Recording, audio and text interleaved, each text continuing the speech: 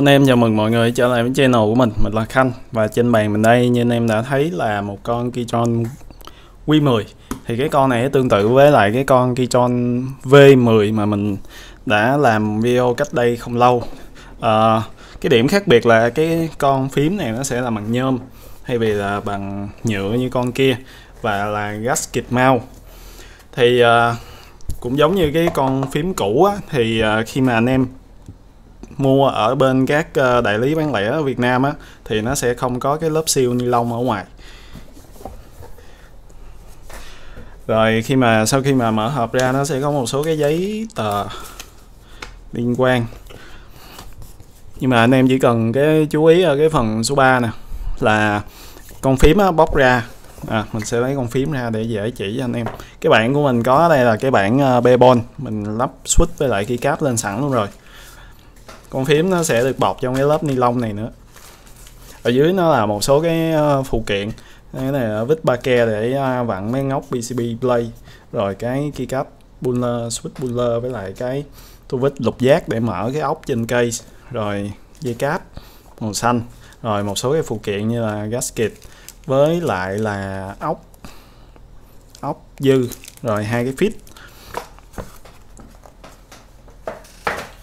Rồi như hồi nãy mình đã nói thì ở phía trên của con phím nó sẽ có một cái công tắc Win Max. Đó, thì anh em chú ý nó sẽ có hai chế độ gạt qua gạt lại thôi. Rồi tương ứng với lại hai cái công tắc đó, nó sẽ có chia cái layer key map ra làm hai. Thì cho Max là 0 với 1, Win là 2 với 3. Mình đã từng gặp cái trường hợp là chính bản thân mình đang xài chế độ Win nhưng mà mình key map vào cái layer 0 với 1, tại vì quen rồi, xài những mấy cái phím khác quen rồi, mình không có đọc hướng dẫn sử dụng, nên là mình key map qua bên cái phần 0 với 1.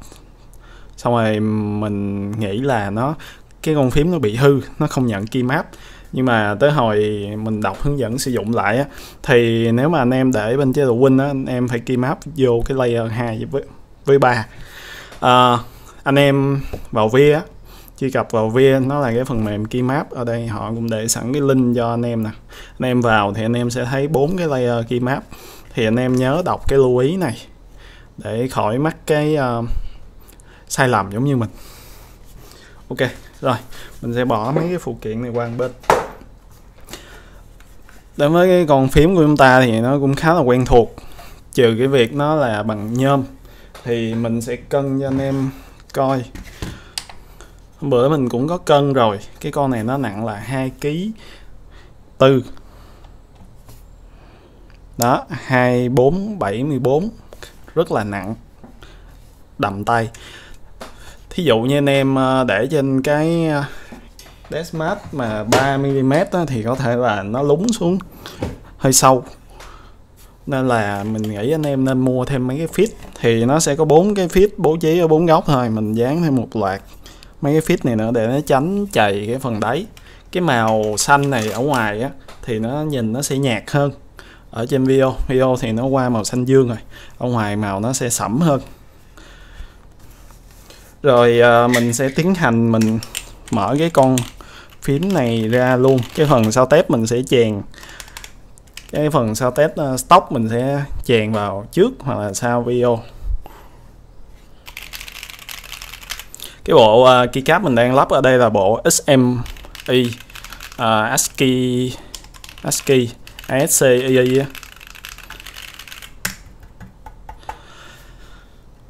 Thì cái con phím này stock á, thì gõ nó rất là vang.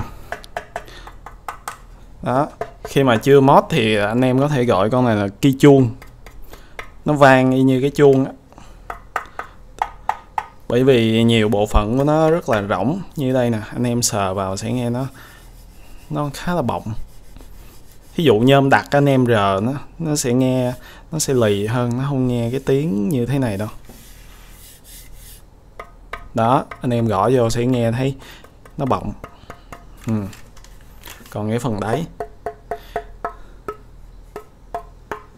đó thì con này về thì anh em phải tháo anh em form lại, chứ không là gõ mình nghĩ là chắc sẽ không chịu được. Rồi mình đánh giá rất là cao mấy cái đường kết, cái đường diamond, mấy cái đường vát cạnh của cái con phím này. Đó, nó không có cái chỗ nào mà nhọn hết, mấy cái cạnh này nó cũng được chạy diamond cut rất là đẹp. Đó, nó nhỏ thôi nhưng mà nó khiến cho cái độ hoàn thiện của con phím được nâng lên. Nếu như mà anh em đã từng sử dụng cái con Tofu 60 á, thì anh em mới thấy cái vấn đề mà cái cạnh của nó không vát nó sẽ ảnh hưởng như thế nào, cầm vô nó rất là cấn cái tay. Còn con này mặc dù là nó vát nhỏ thôi nhưng mà nó nâng cái trải nghiệm khi mà cầm nắm hoặc là nhìn cái con phím nhìn nó đẹp hơn. Nó có một sự tỉ mỉ đầu tư vào trong cái khâu hoàn thiện cũng như là thiết kế con phím. Cái layout này nó giống như con V10, nó sẽ là cái layout Alice mặt cơ bản á. Còn như cái con Faker Alice 80 á, nó sẽ là nó làm một cái layout riêng của họ rồi. Cái anh em để ý nè, cái con Faker á, thì nó sẽ cong theo một cái đường tròn, còn con này á, cái chỗ này nó sẽ thẳng ra rồi nó chéo xuống, chứ không phải là nó cong theo một cái đường vòng cung, mà nó sẽ đi theo cái đường thẳng ngang ra nè, chéo xuống, ngang ra chéo xuống, ngang ra chéo xuống. Còn Faker Alice nó sẽ cong vậy, nên là khi anh em đặt tay lên gõ nó sẽ rất là, nó không được thoải mái lắm. Còn cái layout Alice mặc định này mình cảm thấy là gõ nó dễ dàng hơn. Thêm một cái điểm nữa là cái con này nó rất là flex. Đây, mình để ngang về cho anh em dễ nhìn. Đó, anh em thấy không? Khi mà gõ bình thường thì cái độ nhúng của nó cũng rất là tốt, gõ mềm tay. Cái con này khi mà mình trải nghiệm con V10 á, thì mình nghĩ cái bản này nó sẽ là play nhôm, nhưng mà cái play trên con này vẫn là cái play thép. Thì mình sẽ nghiên cứu mình cắt cho nó cái play PC sau. Thì tạm thời là sau đây mình sẽ mở ra mình lock form cũng như là tinh chỉnh lại cái phần start cho nó. Với lại là mình sẽ cố gắng mình khắc phục cái lỗi mấy cái điểm mà nó tạo ra cái tiếng vang trên con phím, để coi là sau khi mà mod xong thì gõ sẽ ok không. Chứ mình rất là thích cái layout này. Nhìn em thấy là bên đây một cái hàng phím macro. Em nếu mà không xài thì anh em có thể lắp artisan hoặc là mấy cái nút nào kiểu novelty á, mấy cái nút hình đẹp đẹp anh em lắp ở đây hoặc là ở trên này, bên đây cũng được. Đó, rất là nhiều điểm để anh em trang trí cho con phím, thậm chí là anh em có thể dán đề can ở đây đó, dán một số cái hình logo ở điểm này. Đó, nhìn chung là con phím này rất là nạt, nên là anh em có thể trang trí rất là thoải mái. Đặc biệt là cái chỗ này anh em dán một cái logo gì đó vô nhìn rất là ngầu, nằm ngay chính diện của con phím luôn. Rồi, thêm một cái điểm cộng của con này nữa là cái phím space, dành cho những anh em mà gõ space bên tay phải á, như cái con Q8 thì nó sẽ có một cái nút ở đây, nên là cái phím space nó sẽ thụt vào trong đây một khúc. Đó, thì khi mà gõ nó sẽ hơi bị hụt tay. Thường mình đối với cái kích thước bàn tay của mình á, thì mình hay gõ space ở ngoài này, nó nằm khoảng 2/3 cái thanh space 275 bên này.